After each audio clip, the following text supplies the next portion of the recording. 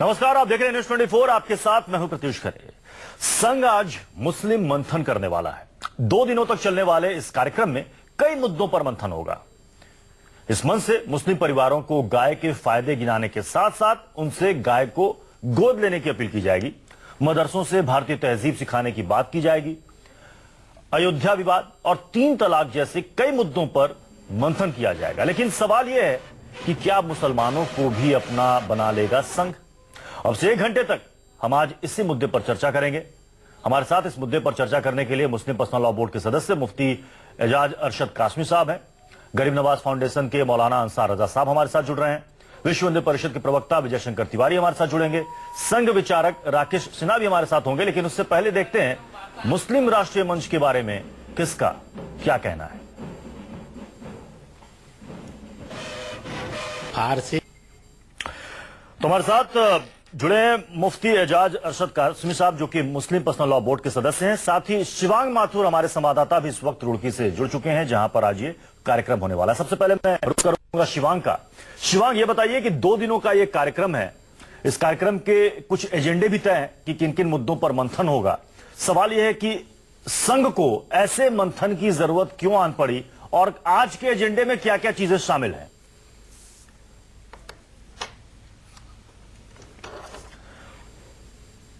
शिवांग, क्या मेरी आवाज आ रही है अब तक?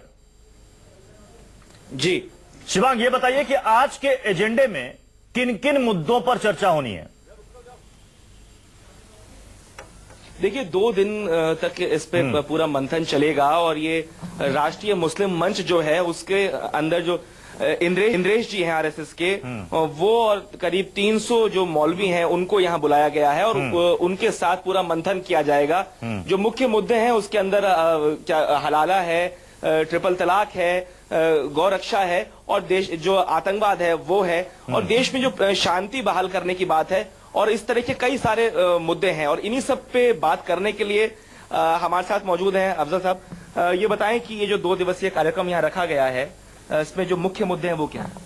जैसा कि आपने बताया कि हमारा मुख्य मुद्दा है, सबसे पहला मुद्दा है कि मुस्लिम समाज के लोगों को उनको तालीम दिलवाना, उनके लिए जो है ना रोजगार के साधन बनाना, गवर्नमेंट की जो नई नई जो स्कीमें हैं वो उन तक पहुंचाना, सबसे पहला काम ये है। और उसके बाद हमारा दूसरा काम है जो अपना ट्रिपल तलाक वाला जो मसला है, उस ट्रिपल तलाक वाले मसले को अपने समाज से दूर करना है जी।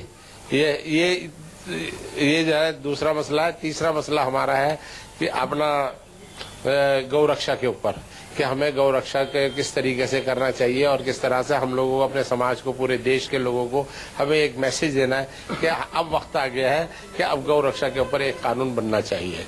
तीसरे जो है, हमने जो राम मंदिर अयोध्या विषय है उसको भी हमने इसमें टच करने की कोशिश करी है कि उसके ऊपर भी हम लोग एक ऐसा कंसेंसस बना सके, लोगों के बीच में बात कर सके कि जैसे सुप्रीम कोर्ट ने हमें मौका दिया है तो हम उस मौके को कैश करें और उसके साथ बैठकर सब अपने समाज में पहले कंसेंसस तैयार करें, फिर हम दूसरे समाज के लोगों को बैठकर इसके ऊपर चर्चा करें। लेकिन एक बात बताइए कि जो राय आप तमाम लोग यहाँ बना के आए हैं, जो 150 से 300 लोग यहाँ मौलवी इकट्ठे होंगे, क्या ये माना जाए ये पूरे देश की राय होगी, ये पूरे मुस्लिम समुदाय की राय होगी, या ये उन मौलवियों की भी राय होगी जो नहीं आते यहाँ पे? देखिए, ऐसा है, ये यहाँ पे 150-300 नहीं, यहाँ लगभग 500 का जो है ना डेलीगेट्स आ रहे हैं पूरे देश भर से। 500 डेलीगेट्स जो आएंगे वो आने के बाद उन्होंने जो पहले से ही मन बनाया हुआ है कि हम लोग, और ये पूरे देश से आ रहा है, कोई एक जगह से नहीं आ रहा है, क्या ये वो दिल्ली से आ गया या वहां से आ गया, पूरे देश से एक एक कोने कोने से आया है, पूरे वहां से जो है ना जो क्रीम है उनको हमने बुलाया यहाँ पे, और बुलाने के बाद उनसे चर्चा कर रहे हैं। नहीं, बिल्कुल, लेकिन सवाल ये है कि जो एक आम परसेप्शन है वो ये है कि जो मुसलमान समुदाय है वो बीजेपी से दूर है या जो आरएसएस से दूर है, और बिल्कुल विरोध जो है वो सीधे तौर पे नजर आता है। ऐसे में एक ही दिशा में क्या ये काम करना और इस तरीके से 2 दिवसीय शिविर लगा के एक निष्कर्ष पे पहुंचना, क्या ये जो सोच यहाँ से निकलेगी ये एक्सेप्टेबल होगी? मैं इसलिए कह रहा हूँ कि पिछले 15 साल से हम लगातार इस संगठन को चला रहे हैं और इसमें पूरे समाज के अंदर इसको स्वीकारा है। आज देखिए, आज हम पूरे समाज के साथ काम कर रहे हैं और समाज इस बात को स्वीकारती है कि हमें राष्ट्र के लिए, राष्ट्रीय हित के अंदर काम करना चाहिए। मुस्लिम समाज जब तक के राष्ट्र हित में काम नहीं करेगा, और जिस तरीके से दूसरे सेकुलरिज्म के नाम पर जिन लोगों ने मुस्लिम समाज को भटकाया है, उनको असल में कि मुस्लिम समाज को ये बताना है कि तुम्हें भटकाने का काम ये कर रहे थे। ये लोग जो है, आरएसएस वाले लोग जो है, ये राष्ट्रवादी है। इनका मकसद सिर्फ देश है, और देश के अंदर हम किस तरीके से कामयाबी हासिल करें, देश को किस तरह से ताकतवर बनाएं, तो उसके लिए हम लोग ये काम कर रहे हैं। और राष्ट्रवादी संगठन है, और आरएसएस भी राष्ट्रवादी संगठन है, और मुस्लिम राष्ट्रीय मंच भी राष्ट्रवादी संगठन है। तो दोनों मिलकर एक ऐसा मुकाम लाना चाहते हैं कि पूरे देश के अंदर एक नया मैसेज जाए, नया इतिहास रचे। इसकी हमने सोच लेकर यहाँ कलिया शरीफ आए। राजनीतिक जो इसमें मंशा है वो कितनी नजर है, क्योंकि कई लोग कुछ ये भी कहेंगे कि भाई ये तो गिने चुने लोग हैं जी, इनकी एक्सेप्टेबिलिटी क्या है समाज में? नहीं, राजनीतिक मंशा जो है ना, हम लोग जो है ना सामाजिक कार्यकर्ता है। मुस्लिम राष्ट्रीय मंच एक सामाजिक संगठन है। हमें नहीं पता कि भारतीय जनता पार्टी, कांग्रेस क्या कर रही है, क्या नहीं कर रही। हमारा काम है अपने समाज को मुख्य धारा में लाकर उसको, जो उसकी जो प्रॉब्लम्स है, पहले से शिवांग, हम आपके पास दोबारा आएंगे। हमारे साथ और भी मेहमान यहाँ पर बने हुए हैं, उनसे चर्चा करते हैं।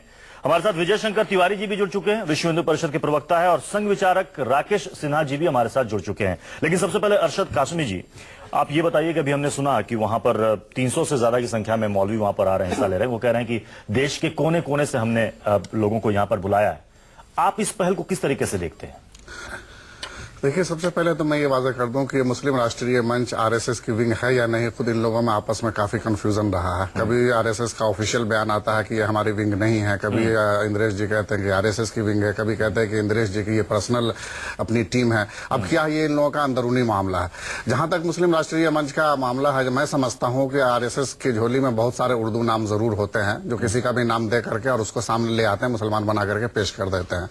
ये जो 250-300 मौलाना का जिक्र कर रहे हैं, मैं समझता हूं चैलेंज के साथ मैं कहता हूं कि इसमें कोई एक भी ऐसे मौलाना नहीं पेश कर सकते जो किसी ऑथेंटिक मदरसे से सर्टिफाइड हो, चाहे वो देवबंद से हो या बरेली शरीफ से या नदवा से हो। कोई ऐसा नहीं ला सकता। ऐसे लोग ये ढूंढ करके ले आते हैं जो इनके हाँ में हाँ मिलाए, या इनके अपने कैडर के लोग हों, या इनके अपने जो है मंच के लोग हों, या इनका जो अपना बीजेपी का कैडर है उसके लोग हों। ऐसे हो सकते हैं। जैसा कि पिछले दिनों कई ऐसा वाकया आया कि हिंदू महिलाओं को बुर्का पहना करके ये सामने लाए और अपनी बातचीत जो है तलाक के नाम पर या किसी नाम पर कहलवाते रहे। तो ये इन लोगों का हमेशा से धंधा रहा है। जहां तक ये बात है, ये सब कुछ दिखावा है, ये सब दिखावा क्या कि कुछ है ही नहीं। अगर मुसलमानों से मुताल्लिक इन लोगों को जर्रा बराबर भी हमदर्दी होती है तो सबसे पहले अपने गुंडों पर ये लोग कंट्रोल कर दे, जो पूरे स्टेट में इस वक्त फैले हुए हैं, कहीं हिंदू वाहिनी के नाम पर, कहीं बजरंग दल के नाम पर, जहां चाहते हैं जिसको चाहते हैं पीट पाट करके घर से निकाल देते हैं, कुछ करते हैं। इस तरीके से गुंडा राज इस वक्त देश में फैला रखा है इन लोगों ने। सबसे पहले इन लोगों को उस पर कंट्रोल करना चाहिए, ताकि जो एक डर और खौफ का माहौल बना हुआ है देश में कम्युनिटी के अंदर, उस डर और खौफ को उनके दिल से निकाला। जवाब राकेश सिन्हा जी से ले लेते हैं। राकेश सिन्हा जी, आपने सुना मुफ्ती एजाज अरशद कासमी जी कह रहे हैं कि सब कुछ दिखावा है, और साथ में वो ये भी कह रहे हैं कि संघ पहले खुद क्लियर हो जाए कि मुस्लिम राष्ट्रीय मंच जो है वो इनका अपना विंग है या नहीं है। देखिए, वास्तव में किसी भी चीज को आंकने के दो पैमाने होते हैं कि कोई व्यक्ति कंजर्वेटिव है कि प्रोग्रेसिव है। उसका पैमाना, पहला पैमाना यह है कि वह आधुनिक मूल्यों और वैज्ञानिक मूल्यों के अनुसार चल रहा है या नहीं चल रहा है। तो ट्रिपल तलाक के सवाल पर चाहे राष्ट्रीय स्वयंसेवक संघ हो, मुस्लिम मंच हो, या कोई और मौलाना हो, या कोई महिला हो, यदि संविधान के प्रावधानों के अनुसार महिलाओं को समान अधिकार दिलाने की कोई बात कर रहा है तो आप उसके बैनर पर, उसके प्लेटफॉर्म की चिंता स्टांस की बात कीजिए। एक मेरी देखिए मेरी बात सुन लीजिए, मैंने हस्तक्षेप नहीं किया। और जो मौलाना साहब बोल रहे थे, इनकी तकरीर की तुलना आप आजादी से पहले की तकरीर से कीजिए। मौलाना आजाद के प्रति जिन्ना यही कहते थे कि मौलाना आजाद कब के मुसलमान हैं, उनका कोई सर्टिफाइड मुसलमान नहीं है। वह तो नेहरू को और कांग्रेस में हाँ मिलाने वाले हैं, वो हिंदू कांग्रेस हैं। ये मौलाना आजाद के प्रति जो मुस्लिम लीग के लोगों ने कहा, वही मौलाना आज उन मुसलमानों के प्रति कह रहे हैं। आज राष्ट्रवाद की लड़ाई नहीं है, आज जेंडर जस्टिस की लड़ाई है, आज स्वतंत्रता की लड़ाई नहीं है, आज महिलाओं को पुरुषों के आधिपत्य से स्वतंत्रता की लड़ाई है। राकेश सिन्हा जी, अरशद कासमी ने दो सवाल किए। एक तो ये कि पहले संघ ही क्लियर कर दे कि मुस्लिम राष्ट्रीय मंच उनका अपना विंग है या नहीं। दूसरा इनका सवाल ये था कि ये जितने भी मौलानाओं को वहां पर बुलाया गया, जो 300 की संख्या बताई जा रही है, कोई भी ऑथेंटिक मदरसे से वहां पर आए हुए नहीं है। ये कुछ ऐसे नाम है, उर्दू नाम है या इसी तरह के नाम है जो कि संघ को सूट करते हैं।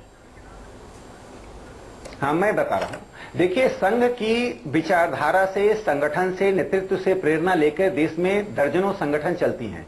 संघ के प्रेरणा से चलने वाले संगठनों की पूरी स्वायत्तता होती है। यहाँ केंद्रीय रूप से उन्हें डायरेक्टिव नहीं दिया जाता। वो अपने ढंग से उस विचारधारा से प्रेरणा लेकर काम करती हैं। विचारधारा के दो अंग हैं। पहला, पुरुषों और महिलाओं में पूर्ण समानता हो। दूसरा, संवैधानिक अधिकारों को महिलाओं को दिया जाए। इन दोनों बातों लेकर राष्ट्रीय मुस्लिम मंच काम कर रहा है। इसलिए संघ से प्रेरणा लेकर काम करने वाला मुस्लिम राष्ट्रीय मंच एक संगठन है। एक पहली बात मौलाना साहब सुन लीजिए। दूसरी बात, जो 300 लोग आए हैं उनको किसी के सर्टिफिकेट की जरूरत नहीं है।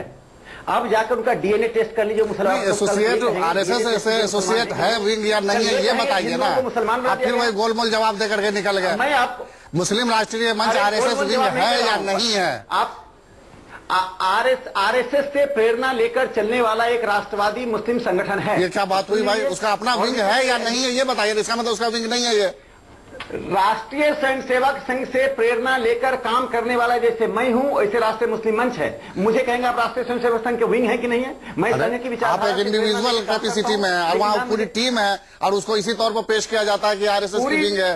जैसे सुन लीजिए, ये कोर्ट का जिरह मत कीजिए, सुन लीजिए। मैंने कह दिया संघ की विचारधारा। आप क्लियर जवाब दीजिए ना, दुनिया को गुमराह मत कीजिए। लेकर गुमराह नहीं कर रहे हैं। मैं इतना कह रहा हूं कि महिलाओं की आजादी का प्रश्न देश में या दूसरी आजादी की लड़ाई है। अब कहाँ महिला पे चले जाते हैं? आज तो आज का जो टॉपिक है मुस्लिम राष्ट्रीय मंच और मुसलमानों को करीब करने की बात, नहीं, मुसलमानों को करीब कर आरएसएस से जोड़ने की बात चल रही है। आज का मुद्दा ये है। अब ये ट्रिपल तलाक पे बहुत हो गया।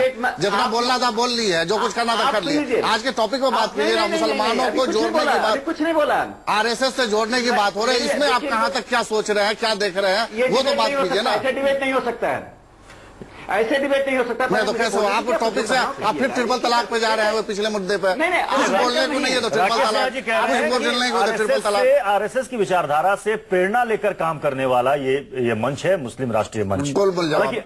अब सवाल ये है कि क्या मुझे अपने पॉइंट्स पूरा जी राकेश सिन्हा जी मैं दोबारा आऊंगा आपके पास। अभी हमें एक छोटे से ब्रेक के लिए यहाँ पर रुकना पड़ेगा। हमारे साथ विजय शंकर तिवारी जी भी हमारे साथ जुड़ चुके हैं। थोड़ी देर में हमारे साथ अंसार रजा साहब भी जुड़ेंगे। इस चर्चा में हम आगे बढ़ेंगे क्योंकि 1 घंटे की पूरी चर्चा है और ये समझने की कोशिश करेंगे कि संघ मुस्लिम राष्ट्रीय मंच और मौलवियों के साथ एक मंथन कर रहा है, कई मुद्दों पर मंथन कर रहा है, जिसमें 3 तलाक का मसला है, गाय का मसला है और भी कई सारे सामाजिक मुद्दे हैं जो कि मुस्लिमों या मुस्लिम समुदाय से जुड़े हुए हैं। अच्छी बात है, इस पर पहल हुई है, चर्चा होनी चाहिए। लेकिन सवाल यह है कि संघ से क्या अब तक मुसलमान दूर थे और क्या ऐसा संघ को ऐसा लगता है कि मुसलमान जो दूर थे उनको करीब लाया जाए और उसके लिए यह तरीका अपनाया जा रहा है। ये कितना सक्सेसफुल होगा, इसके लिए क्या क्या तरीके होंगे, क्योंकि इस पर कई लोग सवाल भी उठाएंगे।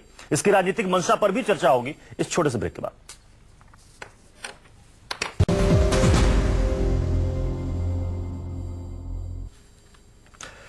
तो आज रुड़की में संघ का मुस्लिम मंथन है, क्योंकि इसमें मुस्लिम राष्ट्रीय मंच के अलावा 300 से ज्यादा की संख्या में मुस्लिम मौलवी वहां पर जुड़ेंगे, कई धर्मगुरु भी जुड़ेंगे। कहा जा रहा है कि देश के अलग अलग कोने से आए हैं। 2 दिनों तक यह मंथन चलेगा, जिसमें 3 तलाक, गाय, मदरसों में भारतीय तहजीब जैसे कई मुद्दों पर चर्चा होनी है। हमारे साथ तमाम मेहमान भी बने हुए हैं। विजय शंकर तिवारी जी, हालांकि यह कार्यक्रम अभी तो रुड़की में हो रहा है, लेकिन इससे पहले इसे हरिद्वार में होना था और वहां पर इस कार्यक्रम का वहां के साधु संतों ने ही विरोध दर्ज करा दिया। हालांकि टकराव के मूड में नहीं था, ना ही संघ ना ही मुस्लिम राष्ट्रीय मंच, इसलिए कार्यक्रम को वहां से शिफ्ट करके रुड़की ले जाया गया। तो सवाल यह है कि मुसलमानों को करीब लाने से पहले तो संघ को साधु संतों को समझाना होगा। तो भाई सुविधा की बात है कि ये जो इस प्रकार के प्रकल्प चलते हैं, जो लोग इस प्रकार के कार्यक्रम रखते हैं, इस प्रकार की कार्यशालाएं रखते हैं, तो प्रत्युष जी एक बात मानकर चलना चाहिए कि ये किसी के विरोध में, किसी के पक्ष में ऐसा विषय, जो कार्यशालाएं होती है प्रशिक्षण के लिए होती हैं और प्रशिक्षण नितांत वैचारिक पृष्ठभूमि के लिए होती हैं। तो ये मानकर चल लीजिए इसमें किसी का विरोध होने का कोई कारण नहीं है। लेकिन सुविधा कहाँ हो सकती है? तो आपके मुताबिक तो ये अच्छी पहल है, इसमें तो साधु संतों के भी आगे आना चाहिए था। प्रत्युष जी, विरोध फिर किस बात का? प्रत्युष जी, किसी चीज का कोई विरोध नहीं होता है। हम कहते हैं कि जो आयोजक है, आयोजक को सुविधा कहाँ हो सकती है? वो आयोजक सुविधा के लिए स्थान ढूंढता है हो सकता है कि वहां वो सुविधाजनक स्थान रुड़की में मिला हो, इसलिए उसका आयोजन रुड़की में किया गया हो। हालांकि तैयारियां हरिद्वार में पूरी कर ली गई थी, अंत समय में कार्यक्रम बदल दिया गया। कई बार हमारे संघ के कार्यक्रम, हमारे परिषद के कार्यक्रम कई जगह हम रखते हैं, कई बार लगता है कि यहाँ से ज्यादा सुविधाएं हमें दूसरे स्थान पर मिलती हैं, हम उसको शिफ्ट करते हैं। ये प्रक्रिया चलती रहती है, इसलिए इसको ये जोड़ना कि वहां इसका विरोध हो गया होगा, ये हो गया, इसलिए सुविधाजनक कहाँ है? क्योंकि जो कार्यकर्ता आते हैं, जो वहां पर प्रशिक्षण के लिए आते हैं, उनकी सुविधा देखी जाती है, कितने सुविधाजनक ढंग से इनको प्रशिक्षण दिया जा सकता है। तो इसलिए इसको इस ढंग से लेना चाहिए। दूसरा भी जो चर्चा हो रही थी, अभी काजमी साहब बात कर रहे थे, मैं कहना चाह रहा हूं, जो लोग गंगा जमुनी तहजीब के नाम पर और जो लोग भाईचारे के नाम पर देश में कितना लहू बहाया है, ये वही लोग हैं जो जन्मभूमि पर भव्य मंदिर का निर्माण नहीं होने देना चाहते हैं। और कई बार तो हम कहते हैं इसमें बहुत सारे ऐसे लोग हैं जो पाकिस्तान परस्त हैं, वास्तव में वो नहीं चाहते कि वहां पर जन्मभूमि में भव्य मंदिर का निर्माण हो, इसलिए लाग करके जब उन पर कोई बात आती है तो वहां से काश्मीर जी, राकेश सिन्हा जी भी इस पर रिएक्ट करना चाह रहे हैं, लेकिन हमें एक छोटे से ब्रेक के लिए यहां पर रुकना पड़ेगा। ब्रेक के बाद लौटेंगे तो यह समझने की कोशिश करेंगे कि ये जो 2 दिन की मंथन है या सम्मेलन या बैठक, जिसे जो भी कह लीजिए, इसके बाद जो एक आम राय सहमति निकलेगी, क्या देश के सभी मुसलमानों की भी वही राय होगी क्या? इस छोटे से ब्रेक के बाद।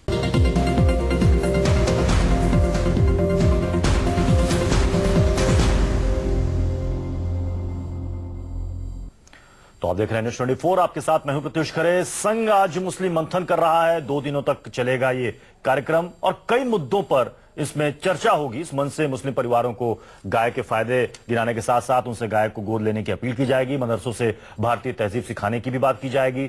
अयोध्या विवाद, राम मंदिर मसला और 3 तलाक जैसे कई मुद्दों पर भी मंथन किया जाएगा। लेकिन सवाल यह है कि क्या अब मुसलमानों को भी अपना बना लेगा संघ? हम लगातार इसी पर चर्चा कर रहे हैं, तस्वीरें भी आपको दिखा रहे हैं। रुड़की में पीरा कलियार दरगाह है, वहीं पर यह मंच सजा है, जहां पर 2 दिनों तक यह मंथन बैठक होगी, जिसमें संघ के साथ साथ मुस्लिम राष्ट्रीय मंच के सदस्य रहेंगे। साथ ही 300 से ज्यादा की संख्या में यहां पर मौलवी आ रहे हैं देश के अलग अलग हिस्सों से, जो कई मुद्दों पर यहां चर्चा करेंगे आज और कल, लगातार 2 दिन। हमारे साथ तमाम मेहमान इस पर बने हुए हैं चर्चा करने के लिए। मुफ्ती आजाद अरशद कासमी जी, जो कि मुस्लिम पर्सनल लॉ बोर्ड के सदस्य हैं, विजय शंकर तिवारी जी, विश्व हिंदू परिषद के प्रवक्ता, हमारे साथ संघ विचारक राकेश सिन्हा भी बने हुए हैं। राकेश सिन्हा जी, ये बताइए कि ये 2 दिनों तक ये जो मंथन होगी, इसमें 300 से ज्यादा मौलवी वहां पर आएंगे। आपने कहा कि उनको किसी सर्टिफिकेट की जरूरत नहीं है। ये जो तमाम मुद्दों पर चर्चा होगी, उसके बाद जो एक आम सहमति बाहर निकलेगी, क्या वो देश के पूरे मुसलमानों की भी वही राय होगी? क्योंकि यहां पर यह सवाल अरशद कासमी जी ने शुरू में ही उठाया कि ये जो 300 लोग वहां पर आ रहे हैं, क्या इनकी ऑथेंटिसिटी है? ये किस दारुल कज़ा से संबंध रखते हैं, मदरसे से रखते हैं? जी राकेश जी। इस पर आने से पहले विजय शंकर तिवारी जी ने जो उत्तर दिया, उसमें एक बात जोड़ना चाहता हूं कि ये वेन्यू क्यों शिफ्ट हुआ हरिद्वार से रुड़की। जी देखिए, ब्रिटिश काल से ही, औपनिवेशिक काल से एक कानून है कि हरिद्वार में सिर्फ हिंदुओं का सम्मेलन होगा। ये कानून औपनिवेशिक काल से है। हाँ। तो वो कानून डिस्टर्ब ना हो, जब तक कानून में सुधार नहीं होता है। साधु संतों ने उस कानून का हवाला देकर कहा कि एक बार आप कानून या तो कानून बदलिए या उसके अनुसार व्यवहार कीजिए। इसलिए इसमें कोई आंतरिक विरोध का सवाल नहीं था। अब दूसरी बात मैं आना चाहता हूं इस पर। देखिए, सामाजिक कदम के द्वारा जो संवाद होता है, वह संवाद में स्थायित्व होता है, उसमें भ्रातृत्व का भाव होता है। सिर्फ आप संवाद करते हैं कि हम एक दूसरे को जाने। देखिए, स्वतंत्रता संग्राम के दौरान जो संग्राम के साथ हिंदू रिफॉर्म मूवमेंट भी चल रहा था, लेकिन दुर्भाग्य से मुस्लिम रिफॉर्म मूवमेंट नहीं चल पाया। आज इस बात का भेद खत्म होना चाहिए कि हिंदुओं में कोई सुधार का सवाल हो तो सिर्फ हिंदू करेंगे, मुसलमानों में सुधार का सवाल हो तो मुसलमान करेंगे। प्राइमरी रिस्पॉन्सिबिलिटी उनकी है, लेकिन समाज के अन्य वर्गों का साथ साथ चलकर सहयोग करना, उस पर तर्क करना, उस रिफॉर्म के लिए प्रयास करना, यह जो एक भ्रातृत्व है, यह समाज में स्थायित्व देता है, पंथ निरपेक्षता को मजबूत करता है। इस धारणा को बदलिए कि मुसलमानों यानी कि संघ ये मानता है कि मुसलमान अभी तक संघ से दूर है, या फिर कहें कि मुस्लिम राष्ट्रीय मंच, जिसको आप कहते हैं कि यह संघ से प्रेरणा पाकर चलने वाला अपना एक मंच है, 2002 में स्थापित हुआ, 15 साल लगभग हो गए, लेकिन अभी भी ऐसा लगता है कि मुसलमान संघ से दूर है, उनको करीब लाने की कोशिश की जा रही है। देखिए, मुसलमानों का एक वर्ग संघ से जुड़ना चाहता था, लेकिन ये कासमी साहब जैसे लोग भारतीय राजनीति में जो अधिकांश राजनीतिक दलें हैं, इन्होंने जो एक माहौल बना रखा था, एक खौफ का माहौल, षड्यंत्र से ध्यान चलाते थे, संघ तुम्हारे अस्तित्व को मिटा देगा। जब संवाद हो रहा है, आज जो गरीब जो पीड़ित महिलाएं हैं वो संघ के शरण में आ रही हैं। वो मुस्लिम राष्ट्रीय मंच और राष्ट्रीय स्वयंसेवक संघ की ओर उस आशा भरी नजरों से देख रही हैं कि उन्हें मुक्ति दिलाया जाए। हमारे साथ अंसार रजा भी जुड़ चुके हैं और शिवांग माथुर भी हमारे साथ तुर्की से लगातार एक बात सुन लीजिए, एक अंतिम बात मैं कह दूं। देखिए, स्वतंत्रता संग्राम के दौरान देवबंद ने स्वतंत्रता संग्राम के लिए फतवा जारी किया था, तब देवबंद पर ऐसे ही आरोप लगे थे। आज देवबंद उल्टा काम कर रहा है। जिस मेडिसिन का उपयोग देवबंद पर जिन्ना ने किया, आज उसी मेडिसिन का उपयोग उन चाहूंगा इसका जवाब आपने, क्योंकि उन्होंने कहा कि काश्मीर जी जैसे जो लोग हैं ये गलतफहमी फैलाते हैं। गलतफहमी नहीं फैलाते हैं राकेश जी। पहले आप अपनी कथनी और करनी में फर्क कीजिए। एक तरफ तो आप मुसलमानों को साथ लाने की बात करते हैं और दूसरे जो है मुस्लिम पर्सनल लॉ से आपको नफरत है, मुस्लिम पर्सनल लॉ को मिटाने की कोशिश करते हैं। एक तरफ तो आप चाहते हैं कि मुसलमानों का जो है हम यहाँ पर हिंदूकरण करें और मुसलमानों को जो अपने साथ अपनी तहजीब में जोड़े, और दूसरे तरफ मुसलमानों के जो तालीमी इदारे हैं, मुसलमानों की जो अपनी तहजीब है उसको मिटाना चाहते हैं। तो ये किस तरीके से कथनी और करनी का फर्क है? उसकी रिलीजियस आजादी जो है उस पर आप अटैक करना चाहते हैं, उसकी मस्जिदों को आप शहीद करना चाहते हैं। तो ये सब क्या है? एक तरफ आप, दूसरी तरफ आप डर और खौफ का माहौल पैदा करना चाहते हैं। मुसलमानों की अपनी जो बड़े इदारे हैं, यह देख लीजिए, जिस देवबंद जिसका नाम जो है तारीख में आता है कि आजादी के बाद से आज तक मुल्क के लिए कितनी कुर्बानियां दी, अब आप उस पर भी आप सवाल खड़ा करने लग गए कि उसमें भी चेंजिंग आ गई है। तो ये सब जो मेंटालिटी है आपकी, ये मेंटालिटी मुस्लिम हम आगे बढ़ेंगे अंसार रजा जी के पास भी जाएंगे, लेकिन उससे पहले शिवांग का रुख करना चाहूंगा। शिवांग, ये बताइए, हमारे साथ जो यहाँ पर स्टूडियो में मौजूद है गेस्ट, इनकी अपनी एक राय है, लेकिन चूंकि आप वहां पर मौजूद है जहां पर 2 दिनों तक ये मंथन चलने वाला है, कई मुस्लिम लोग भी वहां पर नजर आ रहे हैं, कई मौलवी भी नजर आ रहे हैं जिनसे आपने शुरू में बात की, वहां के लोगों का क्या मत है? वो इस मंथन को लेकर क्या सोचते हैं? देखिए, बिल्कुल जिस तरीके से यहाँ पे तकरीबन 300 से 500 लोग आज इकट्ठे होंगे और ये 2 दिन का शिविर चलेगा, जिसके अंदर कई तरह के मंथन होंगे, कई गंभीर विषयों के ऊपर जो है चर्चा होगी। और इसीलिए यहाँ पे हमारे साथ इस टाइम बात करने के लिए मोहम्मद अफजल साहब हैं। ये बताएं कि जो लोग हमारे स्टूडियोज में बैठे हैं वो ये सवाल खड़े कर रहे हैं कि यहाँ जो मौलवी इकट्ठे हुए हैं उनकी ऑथेंटिसिटी क्या है, वो देवबंद से हैं, कहाँ से हैं, वो किस मदरसे से आते हैं, और यहाँ जो लोग इकट्ठे हुए हैं उनके ऊपर ये आरोप भी लगा रहे हैं कि ये तो आरएसएस के ही लोग हैं, बस चेहरा इनका बदल गया है। उनके लिए आज जो है एक सवालिया निशान है जो लोग इस तरह की बात करते हैं। ये मुस्लिम राष्ट्र मंच अकेला ऐसा संगठन है जिसमें सारे जितने भी सेक्ट हैं मुस्लिम समाज के अंदर, उसके सारे उलेमा हमारे साथ खड़े हैं। एक नहीं है, एक देवबंद, कुछ लोग एक एक दुकान खोले हुए हैं। हमारे पास बहुत सारी दुकानें हैं मुस्लिम्स की, जो है ना, बहुत सारी दुकानें हैं और उनकी दुकानें बंद होने वाली है। उन लोगों को परेशानी है कि ये लोग जो है ना असल समाज को वो नजरिया दिखाते हैं जो समाज की जरूरत है। मुस्लिम राष्ट्र मंच ने जो सामाजिक संगठन है जिसकी हमेशा से ये सोच रही है कि उस मुसलमान को वो सब चीजें बताना कि कुरान और हदीस की रोशनी में क्या क्या हक है और उन हकों को वहां तक पहुंचाना। ये उलमाओं ने सबसे बढ़िया तरीका ये निकाला, अरबी बिना शिवांग जो है उसके अनुवाद के, बिना ट्रांसलेशन के। शिवांग, हमारे साथ स्टूडियो में अंसार रजा साहब हैं, ये कुछ सवाल करना चाहते हैं अफजल जी से। समाज को पता ही नहीं चलता। जी, आप पूछिए सवाल। आपने अभी बहुत बड़ी बात कही है और आपने हिंदुस्तान के एक बहुत बड़े चैनल पे, जिसका मैं नाम नहीं लूंगा, डंके की चोट पे कहा था कि इस राष्ट्रीय मंच का आरएसएस से कोई लेना देना नहीं है। डंके की चोट पे आपने कहा था, आप कहिए, उसकी रिकॉर्डिंग अभी मंगवा के आपको सुनाई जा सकती है। आज आप किन लोगों को लेकर के, क्या 25 करोड़ मुसलमानों में ये 500 आदमी जिनकी दाढ़ी टोपी, हर आदमी को आप मुसलमान अगर कह सकते हैं, कहां से आप उठा करके लेकर के आए हैं जो आरएसएस का आप बता रहे हैं?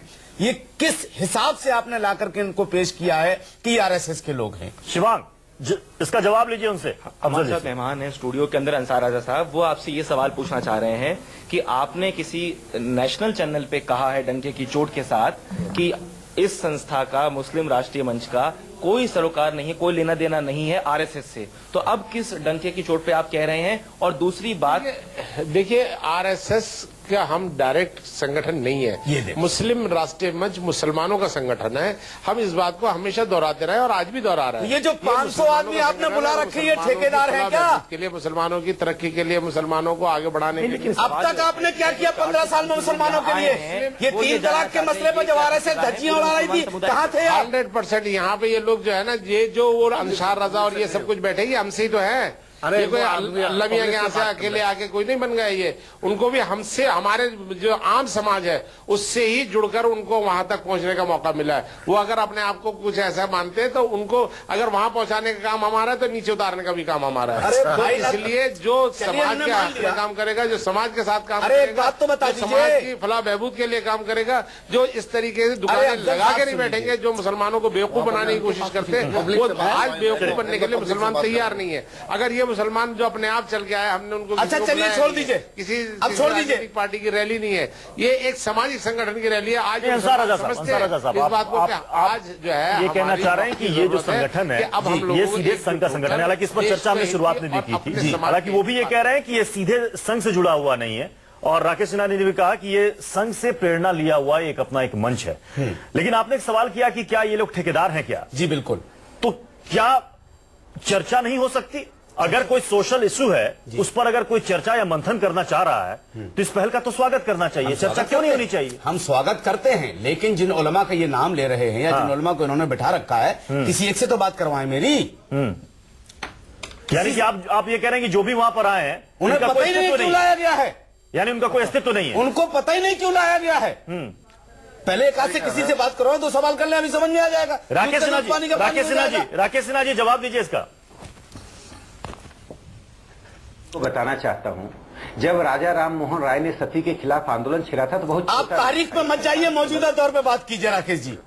जो अभी वहां हो रहा है उस पर बात मेरी बात सुन कीजिए। लीजिए। तारीख हमें भी याद है। आप मेरी हर बात डिबेट सुन में लीजिए। जिन्ना को लेकर के आते हैं, जबकि भारत के मुसलमानों को जिन्ना से कोई लेना देना नहीं है। आप बार बार किसी को लेकर, आप तो ये बताइए कि जो लोग वहां मौजूद हैं उनसे मेरी बात मेरी करवाइए। सुनेंगे या मेरी अरे बात हम ऐसे नहीं सुनेंगे। पॉइंट में बात कीजिए, आप भटक जाते हैं। आप तारीख पे मत जाइए। मन से तारीख हमें भी पता है, हर डिबेट में आप तारीख लेकर के आ जाते हैं। आपने सवाल कर लिया तो जवाब दे डिक्टेशन से मैं नहीं बोलूंगा।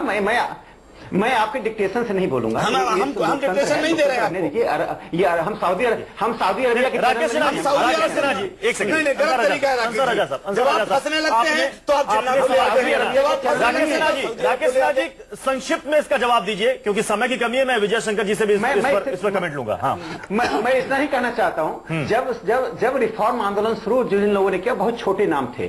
जब रिफॉर्म हो गए तो बड़े नाम हो गए। आज हमें लगता है राजा राम मोहन राय, मौलाना अबुल कलाम आजाद, ये बड़े नाम फिर आप तारीख पे चले गए।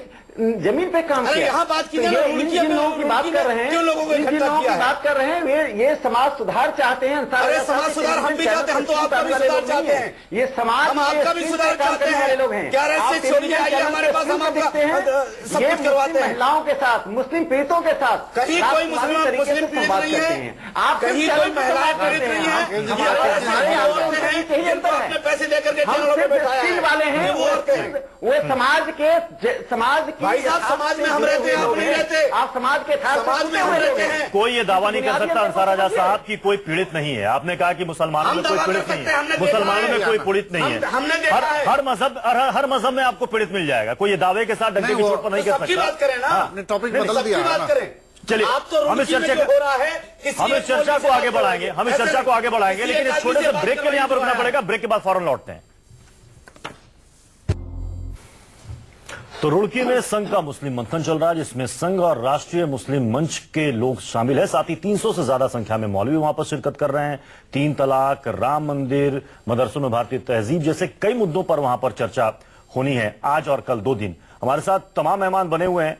गरीब नवाज से अंसार रजा साहब भी हैं, और साथ ही अफजल जी हमारे साथ जुड़ चुके हैं, जो कि संयोजक हैं मुस्लिम राष्ट्रीय मंच के। वहां पर अंसार रजा साहब उनसे कुछ सवाल करना चाहते हैं। ब्रेक से पहले भी उन्होंने एक सवाल किया था कि मुस्लिम राष्ट्रीय मंच की ऑथेंटिसिटी क्या है, क्या इनका अस्तित्व है, इनकी कोई हैसियत नहीं है, ये कैसे मुसलमानों से बात कर सकती है। अंसार रजा जी से आपके सवाल। अफजल साहब, अभी आपने कहा कि ये सारे लोग हमसे हैं, तो आपसे तो खैर कोई नहीं है, ये गलतफहमी आप निकाल दीजिए। हम लोग कौम से हैं और अपने रब से हैं, आपसे नहीं है। आप कौम में नहीं आते। अगर कौम में आते तो 3 तलाक के मसले पर आपको आना चाहिए था। जब धज्जियां उड़ाई जा रही थी इस्लाम की, आरएसएस की तरफ से, तब आपको बाहर निकलना चाहिए था। आप जिन लोगों को लेकर के आए हो, उसमें से किसी एक मौलाना से मेरी बात कराइए, किसी एक मौलाना से, वो किसी भी मकतब फिक्र का हो, आप बात कराइए मेरी। आप मौलाना है क्या? आपको खुद मौलाना नहीं है, आप एक संगठन है जिसका नाम है गरीब नवाज फाउंडेशन, और वो भी सो कॉल्ड फाउंडेशन है। आपको हमारी ऑथेंटिसिटी के ऊपर हमारे पे ऑब्जेक्शन उठा रहा है, मैं आप पे उठा रहा हूँ। आपके पास एक आदमी, आप वाहिद शख्स है, आपके पीछे 4 लोग नहीं है, हमारे पीछे ये लोग हैं, ये आपको नजर आ रहे हैं सामने, हमें नजर आ रहे हैं। जो आप ऐसी बात करेंगे ना, आप ऐसी बात करेंगे तो आप कुछ भी नहीं है, जीरो है। साथ कितने हैं कितने नहीं है, वो जिस दिन जरूरत पड़ेगी उस दिन आपको भी हमारे ऊपर ऑब्जेक्शन। अच्छा ठीक है अफजल साहब, एक चीज कीजिए, उस दरगाह किसी एक आलिम का नाम बताइए जो आपके साथ मौजूद हो। जहाँ पर आप प्रोग्राम कर रहे हैं वहाँ पर बहुत बड़ी मुल्क की दरगाह है, उस दरगाह से एक भी आदमी कोई भी शरीक नहीं हुआ, सबने बाइकाट किया आपका। उस दरगाह के बराबर में एक बहुत बड़ा मदरसा है, उसके मोहतमीम से अभी हमारी बात हुई है, उन्होंने बाइकाट किया है आपका। तो वहाँ पर जो भी मुस्लिम ऑर्गेनाइजेशन है, जो भी मदरसे हैं, जो भी दरगाह है, सब लोगों ने आपका बाइकाट किया। एक बच्चा किसी का नहीं शरीक हो रहा है, और मौलाना तो दूर की बात है। आप बताइए ना, आप सामने लाइए, आप सामने लाइए, किसी को भी सामने लाइए। आप कह रहे हैं कि मौलाना है तो क्यों आरएसएस को बेवकूफ बना रहे हो मुसलमानों के नाम पे? आरएसएस अच्छी तरीके से जानती है कि सच्चा मुसलमान से। मेरे राइट साइड में देखिए, ये सारे ऊपर जो लगे हुए ये सब उलमा लोग हैं, ये सारे कोई आप जैसे थोड़ी है जो उलमा दिखाई दे रहे हैं, कोई औकात नहीं है, जिनके चेहरे कोई पर समझता टोपी नहीं दाढ़ी है, है। उलमा दिखाई दे अगर रही तुम है आपको। समाज के लोग होते और समाज के, तो तुम्हारे साथ आज समाज खड़ा होता। आज तुम्हारे लिए तुम इतने आंदोलन करते हो, आज ट्रिपल तलाक पर तुम कंसेंसस नहीं बना सके। ट्रिपल तलाक के ऊपर के मुस्लिम पर्सनल लॉ बोर्ड के साथ 4 मुसलमान खड़े हो जाए, आज नहीं है आपके साथ। आज माफ कर देना, आज जो है, आज कोई नहीं है, पूछने वाला नहीं है। सारे मुसलमान आरएसएस के साथ हैं, 25 करोड़ मुसलमान आरएसएस के समय की कमी है, समय की कमी है, इसलिए चर्चा को यहीं पर समाप्त करना पड़ेगा। आप सभी मेहमानों का चर्चा में शामिल होने के लिए बहुत बहुत शुक्रिया। तो हालांकि इस चर्चा में जो बात निकल कर सामने आई उससे ये कि हर कोई ये बता रहा है कि आपकी ऑथेंटिसिटी नहीं है, आप कैसे इस चर्चा में शामिल होंगे, आपकी राय क्या, पूरा मुस्लिम समाज मानेगा क्या देश का? इस पर चर्चा अभी लंबी और चल सकती है, लेकिन फिलहाल हमें यहाँ रुकना पड़ेगा छोटे से ब्रेक के लिए। ब्रेक के बाद भी न्यूज़ 24 पर खबरों का सिलसिला लगातार जारी रहेगा।